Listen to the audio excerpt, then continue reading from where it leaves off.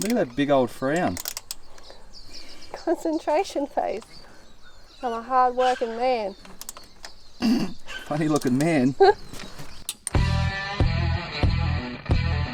Just look at that. Bang on. I do it better than you, Dylan.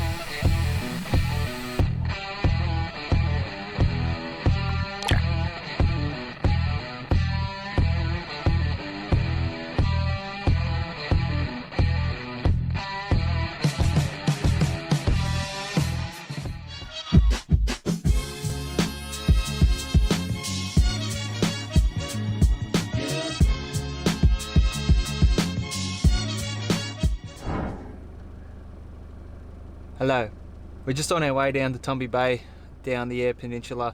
We stayed a night in Whyalla last night. It's pretty dusty and windy up that way, so just thought we'd stop off and take a look at the painted silos, get a snap of that on the way down. So hopefully it's nice weather and not too windy down there. Another hour of a drive to go and then we'll be setting up camp for the night. So we've pretty much got this place to ourselves, and we've managed to pick out a spot that's got a little bit of soil left in it, because everywhere else around this campsite it's all pretty much on a rock bed on a cliff face. So good luck striking pegs into this ground. You're gonna have no chance because the whole thing is just a big rock. So something different. Everywhere we go there's always a different scenario, different kind of landscape. So it could be sand, soil, mud, dust, rocks, flies, everything is different everywhere we go. So this time it's rock, and we might even do a little bit of snorkeling down along here now that the tides come in. It's not too bad to practice our snorkel skills. Zali has positioned herself very nicely there. That small patch of shade. Doing a bit of, what are you doing on that device? It's a bit of editing. Editing? Yeah. Small issue so far between the two of us. The only problem is we've had a couple of little things happen, which is I put my wallet, phone, keys, camera, sort of any of those special items. Now this could be my bad, but I sit them down on the chair, whether it's the car chair or the camping chair, and if it ever goes missing for some reason, I go, where's that gone? Where's my phone? And I go, you sitting on it, Zali? And she'll be sitting on my phone and keys and camera, basically anything. And she goes, well, why did you put it on the chair? And I said, but how did you sit on it? So I don't know who's in the wrong, whether it's me putting, she reckons it's because I'm putting things on chairs and it's designed to be sat on, so it's fair game.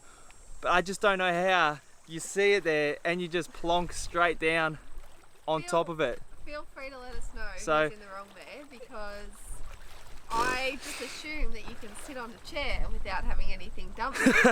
One day I had the tablet, the phone and the keys. She found the tablet and she got rid of that, and then she plonked herself down on my phone and keys, and she had no idea it was there. I said, where is that gone? And it's fair enough, she was sitting on top of it. So yeah, she has a numb bum. Or a big bum. So I got Zali to chuck some rocks in behind the back wheels of the car, because I don't trust the handbrake on this in the first gear, because if it does for some reason have a freak failure, the whole thing's just going to end up over there. So that wouldn't be ideal at all. So better to be safe than sorry.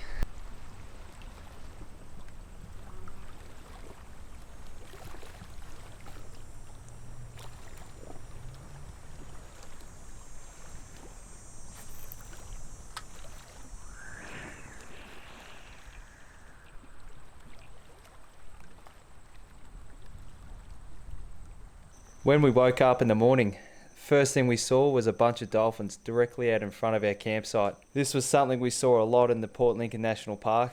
There's wildlife absolutely everywhere.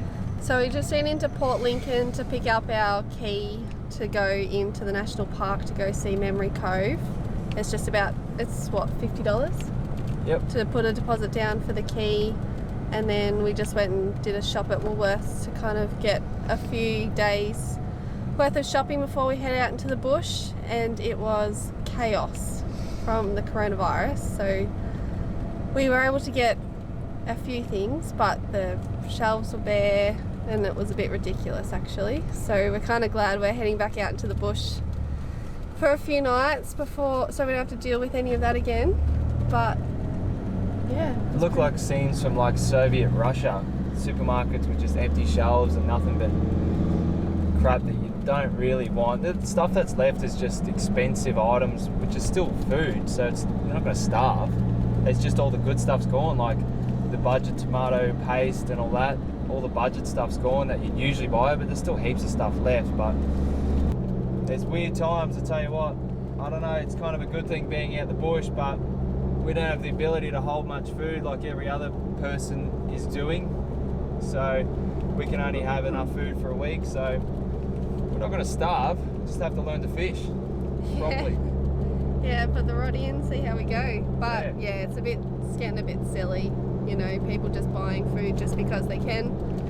Just because if they don't, someone else will. Yeah, the poor people at the shop were just panically putting it, if that's even a word, panically. Panicking putting stuff back on the shelves. So yeah, it's a bit silly, but we are kind of feeling glad that we are doing what we're doing right now, and we feel quite safe out in the bush, so we just get to keep doing our thing and, you know, being in, I guess, the best position possible right now. We just have to tell family in Perth to load up on supplies if it gets that bad, and we'll just have to bunker down there, but I don't think it's going to be that bad. I don't think it's going to be that bad. I don't think it's going to be that bad. Yeah. Should be right. We'll see what happens. We might have to do a man vs wild segment. Yeah. So we're just heading into Memory Cove, and I'm just going to drop the tyre pressure down to 25.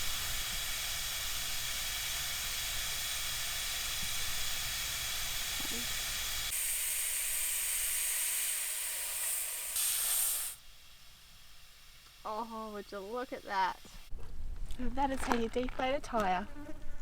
So once you get to Memory Cove, turn off. It's 19 kilometres, about apparently a 1 hour drive once you hit the gate to Memory Cove. There's 5 campsites out there, but they're all booked out, so today we'll go check it out, then we'll leave and stay at another point around the corner.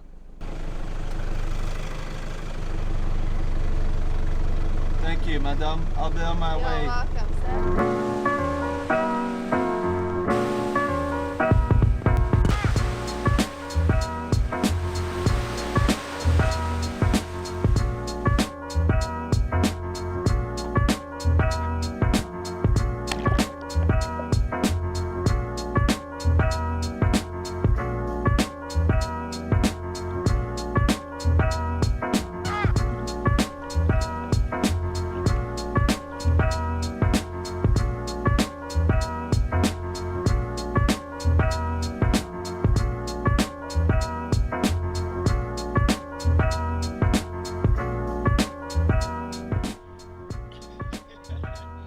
Where's this snorkel attachment? You need to drag that down your head a bit.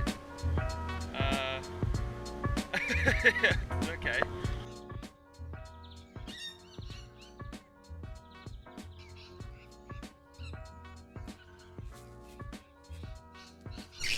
So we're in Coffin Bay. We've been in our trip for 2 weeks, and we've come across a problem that I don't think anyone else has come across before. Our King's awning and sidewalls have failed. Surprise, you pay 125 bucks for something and you'd think it'd last, wouldn't you? So, we've caravan park in Coffin Bay, we're down the back. We picked up a 270 Darch awning, Darch, whatever it's called. We've got one of those and we're going to put that up today. It's going to offer us a lot more protection than what we had, because we're always living outside. We don't have a van or a trailer, we're always in the car. So if we can get a 270 awning with sidewalls, we've got privacy and protection from the wind.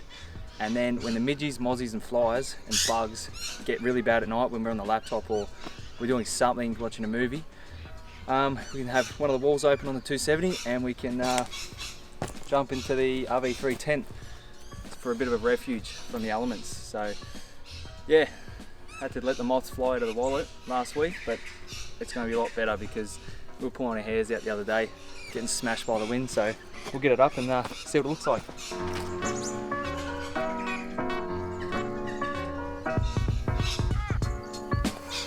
So what I was most worried about when I ordered all this stuff from Port Lincoln was whether I'm going to need a drill to put up the new brackets. And so far, Darchi sells all the stuff you need. You pretty much don't even need to drill anything. I managed to be able to wrap the U-bolts around the ARB roof rack loops, or the circular bars. So I'm pretty happy I didn't have to get the drill out or borrow a drill, buy a little drill, because I left all my Milwaukee stuff at home.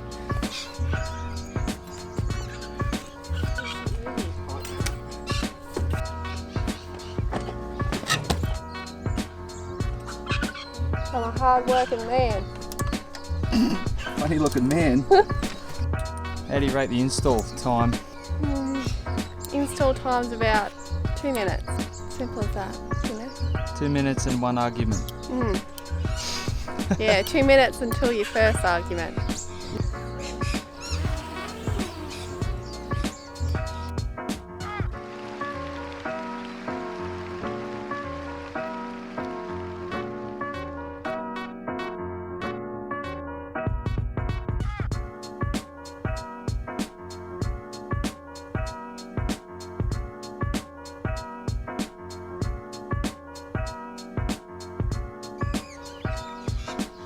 So I just want to talk a little bit about why we chose to do this setup.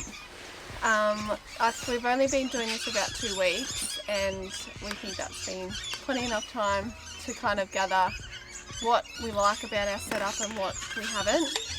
And the issue wasn't with the swag or being outside for that matter, it was just like basically the awning, because we had a King's awning. Now it's great if we were just doing trips on the weekends, and like it was good for that kind of thing, wasn't it? Yeah, King's isn't crap. King's is what you pay for. Yes, yeah, that's it. There's 100%. I'm not knocking King's. It is what you pay for. Yeah. You pay for what you get. Like So- it had we had 2 walls, so we did have somewhat privacy, but that was the major issue with one of them. We had nowhere to get changed. It's a bit awkward in the swag, so sometimes you'd either have to get in the car and quickly get changed if you were doing free camping, because sometimes we've found there's a lot of people around. Most of the time, yeah. Yeah, it was very rare that we were the only ones around, so that's kind of why we wanted something that had a bit more privacy and some more walls to be able to do for that. But we, so far, highly recommend. Anyway, on to something else. We're gonna have dinner now.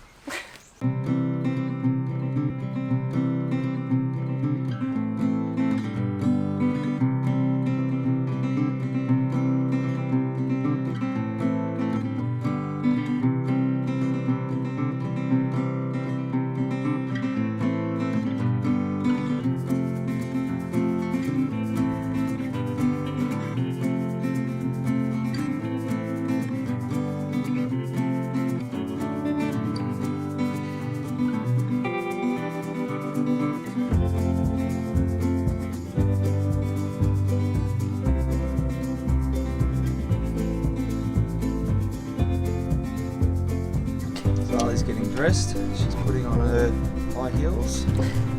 Oh, So fancy. So when we were in the Flinders Ranges, you might remember, this aerial snapped off. Now, we've been travelling about 3 weeks after that occasion, and it still works. So obviously the range is affected, but this aerial still operates, and I'm still talking to people along the road. So just goes to show, I don't know what it goes to show, it just does work. So anyway, catch ya.